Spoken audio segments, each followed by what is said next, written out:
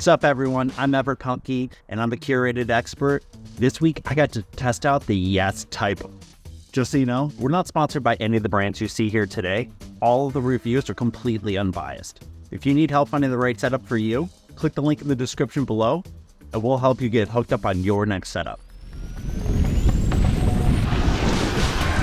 So the brand claims that this is that custom board that everyone who liked the basic and wanted to step up their game and get more higher end specs, that's where the Typo comes into play and really boosts all the best features of the basic.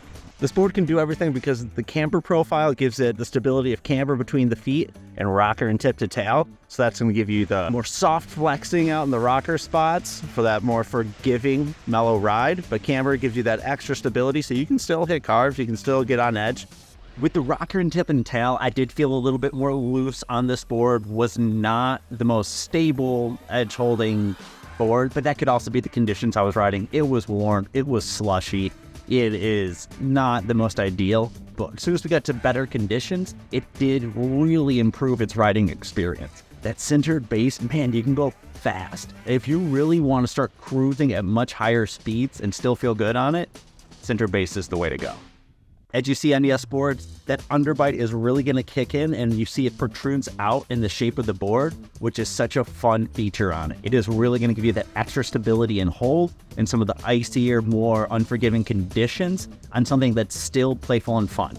It really ups your game and ups your confidence as you're riding around. It is definitely, again, a step up from the basics, so you're getting those key features, but still being able to do even more with this. It's a do-it-all board that is a little higher caliber than the basic, but I would not say you're trying to maximize your potential with a board like this. But if you're someone that really wants a mellow, effortless feel and wants something that you can play around, but still have higher end specs, the Typo is where it's at.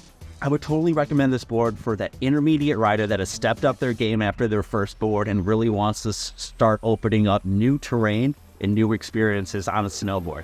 This is definitely not for an aggressive rider. This is not for someone who is more advanced, expert rider trying to get something more out of their board. This is more of a casual rider that wants to get out every once in a while, a couple times a year, already has the basics found and wants to make sure they have a board that can handle any of the conditions it runs into, no matter what time of year you go out at.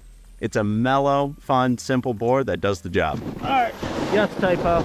So there's different boards for different type of riders. If you need help getting out the right setup for you, click the link in the description below, and either me or a fellow expert will be able to hook you up with the right setup for you. Click that subscribe button below to see more content from Curated.